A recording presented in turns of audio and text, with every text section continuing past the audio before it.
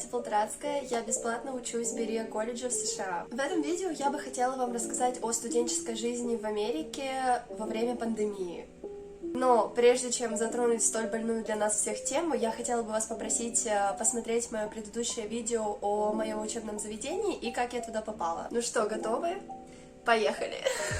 Сразу хотела бы начать с того, что учебное заведение в Америке очень строго относится к всей теме пандемии, и мой колледж не исключение. Когда это все началось, еще не закончив семестр, большинство студентов были обязаны поехать домой и учиться дистанционно, поскольку колледж просто-напросто не был готов к такой ситуации. Осенью 2020 года все было так же самое, мой колледж до сих пор не понимал, что им делать, все занятия были онлайн, но наконец-то этой весной 2021 года мой колледж наконец-то имел четкий план событий, и я бы сказала, где-то 50% студентов вернулись на кампус, чтобы работать и учиться, но в то же время процентов только 10 пар проводятся вживую, все остальные онлайн. Лично все мои пары проводятся онлайн, потому что я везунчик. Ну ладно, шутка, на самом деле в этом тоже есть свой шик. И несмотря на то, что большинство занятий, я бы сказала, практически все занятия проводятся онлайн, мы все равно работаем все вживую, в настоящих реальных зданиях, с реальными людьми, с другими работниками, не только студентами. Как я уже сказала, наш колледж действительно очень строг со всей этой ковидной ситуацией.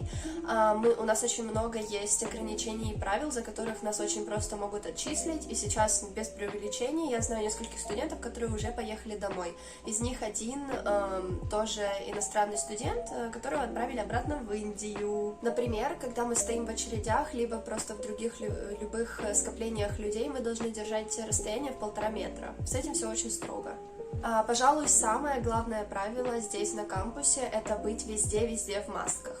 Слава богу, к моему счастью, и не только к моему счастью, к счастью всех студентов и работников, пару недель назад нам официально разрешили не носить маски на улице. Спасибо, потому что всегда, каждый раз, когда я бегала на треке, мне нужно было маску иметь на лице, даже если никого вокруг не было, это все равно было правилом. Слава богу, сейчас мы обязаны носить маски только в зданиях. Даже, например, когда мы вышли из душа, все равно должна маска покрывать правильно нос и рот. Еще один интересный факт — это то, что нам не разрешают выезжать за границы кампуса, либо и садиться в машины. Вообще ни в какие машины, даже если это друг, либо другой студент. Сейчас студентам вообще не разрешают иметь машины на кампусе, опять-таки по той же самой причине, потому что нам нельзя никуда выезжать, даже за границы кампуса, не только города. Единственное исключение из этого правила — это у нас есть shuttles, называются, то есть это просто машина специальная, которая развозит студентов на шопинг в Walmart. То есть нам дают час, за 10 минут нас туда довезли, дают 40 минут в Walmart нас скупиться и везут нас обратно. На кампусе не должны присутствовать никакие посторонние личности, помимо студентов и работников. Если таких личностей заметят на кампусе, то проблемы будут у тех, с кем этот человек. Ну а теперь, пожалуй, самый классный факт о моем колледже во время пандемии — это то, что всем студентам колледж бесплатно предоставил обе вакцины от ковида. Таким образом, я на период конца апреля получила обе дозы, и сейчас на данный момент считаюсь полностью вакцинированной. Yes! Теперь, наконец-то, спустя больше чем год с начала всей этой пандемии, когда вакцина теперь общедоступна для всех в городе, не только для студентов, а для любых жителей вообще города, и, в принципе, сейчас по Америке это уже более-менее распространено, ограничения начинают потихонечку сниматься, и уже с сентября месяца нам можно будет выезжать за пределы города. Также у нас не будет никакого правила по поводу ношения масок на улице, и вообще будет много классных других вещей, которые мы не можем, к сожалению, себе позволить сейчас. К сожалению, маски останутся все еще требованием, особенно во время пар, поскольку пары теперь все будут вживую, то есть в настоящих классах реальных, поэтому удачи мне. Я слышала, что появляются другие виды коронавируса из других стран, с других материков, но я все-таки молюсь и надеюсь, что все наладится по поводу короны, и мы вернемся к прежней жизни, которую я никогда здесь в Берии так и не видела, поскольку я уже приехала на момент пандемии. Но зато на кампусе все должны быть вакцинированы, поскольку это требование теперь для всех студентов, которые приедут на кампус.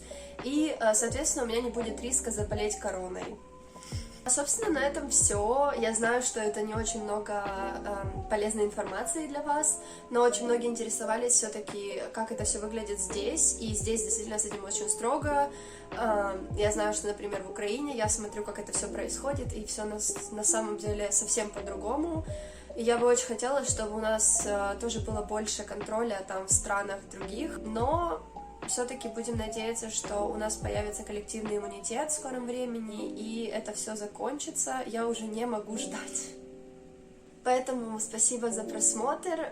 Я хотела бы, чтобы вы посмотрели мои другие видео. Я стараюсь, ребята, быть для вас полезной максимально, поэтому дайте мне знать, на какие темы вы бы хотели, чтобы я еще поговорила и показала вам, как здесь все происходит. Жду от вас актива, было очень приятно с вами поговорить, жду от вас комментариев, лайков и всего остального, чего вам только не жалко мне подарить, и я вас вижу в следующем видео.